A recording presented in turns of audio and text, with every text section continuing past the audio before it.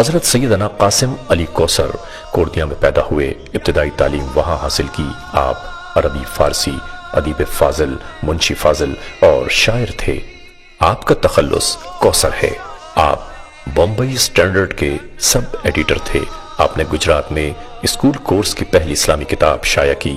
آپ نے دھوراجی میں رونق اسلام کی بنیاد 20 اپریل 1926 میں رکھی۔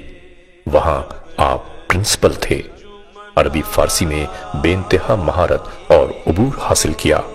آپ نے دین اسلام کی خدمت میں اپنا وقت گزارا۔ اپنی آرام گاہ کے لیے چیت پور میں وہاں کے نواب پیٹھریا دربار سے نقد روپے دے کر زمین خریدی۔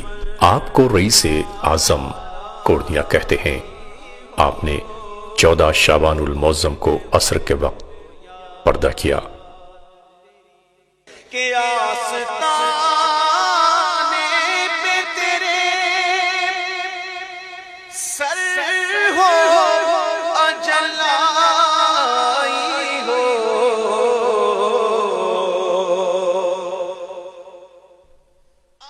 آپ نے آخری وقت یہ ارشاد فرمایا، میرا عرس تمام دنیا منائے گی۔ آخری وقت آپ نے کلمہ طیبہ ادا کیا۔ آپ کا مزار اقدس چیت پور پھولواڑی بہادر کے کنارے آج بھی موجود ہے۔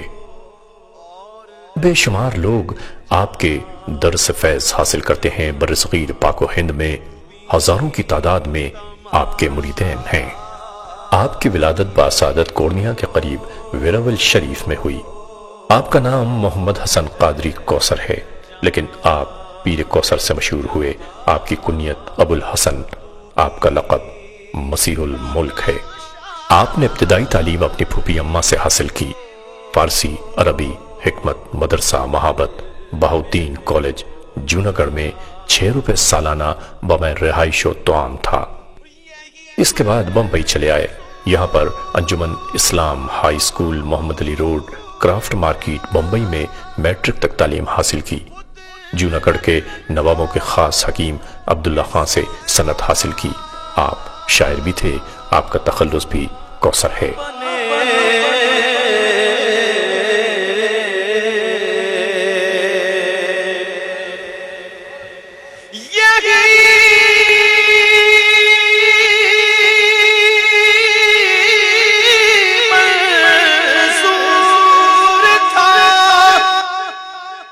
آپ کی 3 ازواج تھیں۔ آپ قادری سلسلے کے جلیل القدر بزرگ اور غوث زماں ہیں۔ آپ ہر وقت ذکر و فکر، مراقبے اور محاسبے میں اور عبادت و ریاضت میں مشغول رہتے۔ کھانا پینا ترک کر دیتے۔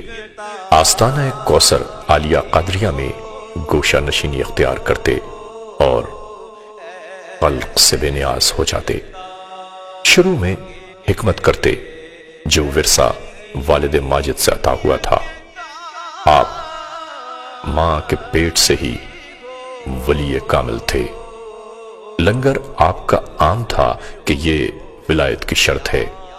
طبیعت شریف میں جلال بہت تھا۔ جو فرماتے وہی اور ویسا ہی ہوتا۔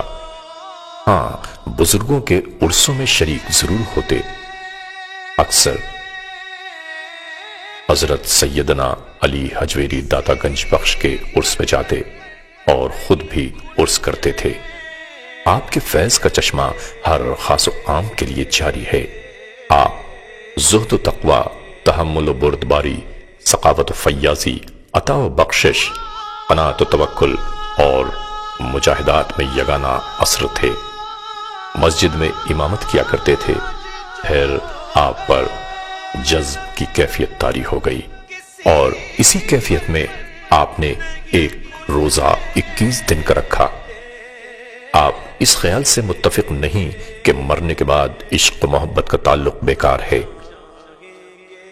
حوصلہ، استقراق، استغنا، وقت کی محافظت، احوال کا چھپانا، توحید و معارف، دلوں کو کھولنا، مریدوں پر مہربانی کرنے میں امتیازی شان رکھتے تھے۔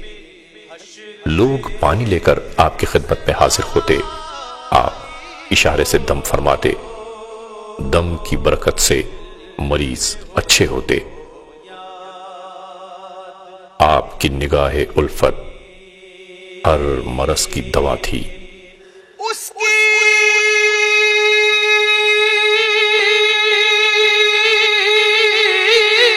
قسمت پہ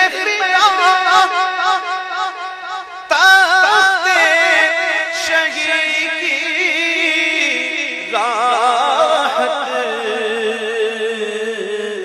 خاک طیبہ پہ جسے چین کی نیند آئی ہو۔ حالت سلوک میں مرید بنایا کرتے تھے۔ اکثر فرماتے، میں وکیل ہوں، میرا کام پل صراط سے پار کروانا ہے۔ پیر وہ ہے جو اپنی نماز جنازہ خود ادا کر لے۔ میں نے اپنی نماز جنازہ خود ادا کر لی ہے۔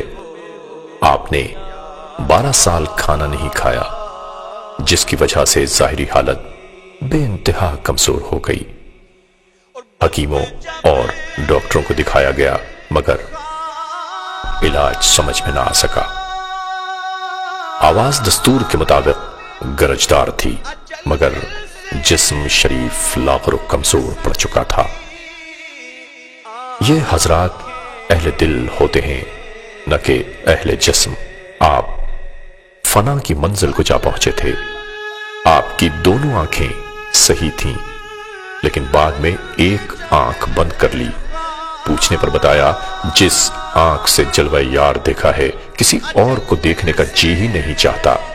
اپنی تمام زندگی میں کبھی کہا ہی نہیں کہ مجھے درد ہو رہا ہے یا آج کون سا دن ہے۔ بے انتہا کمزوری ہو چکی تھی۔ آخری وقت میں اپنے سجادہ نشین سید عبدالحمید قادری کوثر کو سینے سے لگایا اور دونوں ہاتھوں سے زور سے دبایا۔ تقریباً 9 ماہ سے کھانا بند کر دیا تھا۔ آخری وقت میں خون کی رپورٹ ڈاکٹرز نے منگوائی تھی۔ رپورٹ بالکل صحیح تھی۔ طبیعت بہتر ہوئی۔ پانی نہ پینے کی وجہ سے زبان بالکل خشک ہو چکی تھی۔ شام 7 بجے کے قریب کمال اسپتال لے جایا گیا۔ ڈاکٹر کمال الدین خان نے احوال طبیعت پوچھا۔ کہا،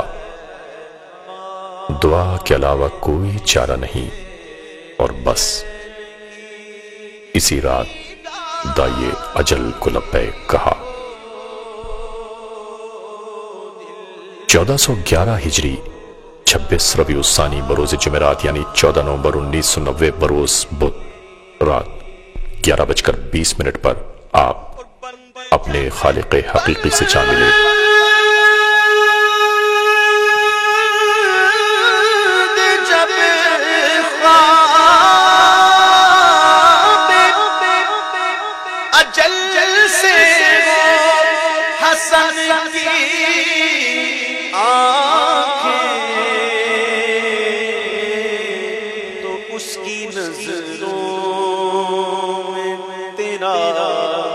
جلوائے زیبا انا للہ و انا الیہ راجعون۔ آپ کی نماز جنازہ جمعرات کو بعد نماز مغرب ککری گراؤنڈ محمد علی پارک میٹھا در میں علامہ قاری رضا المصطفیٰ اعظمی نے ادا کی۔ نماز جنازہ میں 72 صفیں بنی۔ ایک صف تقریباً 300 آدمیوں پر مشتمل تھی۔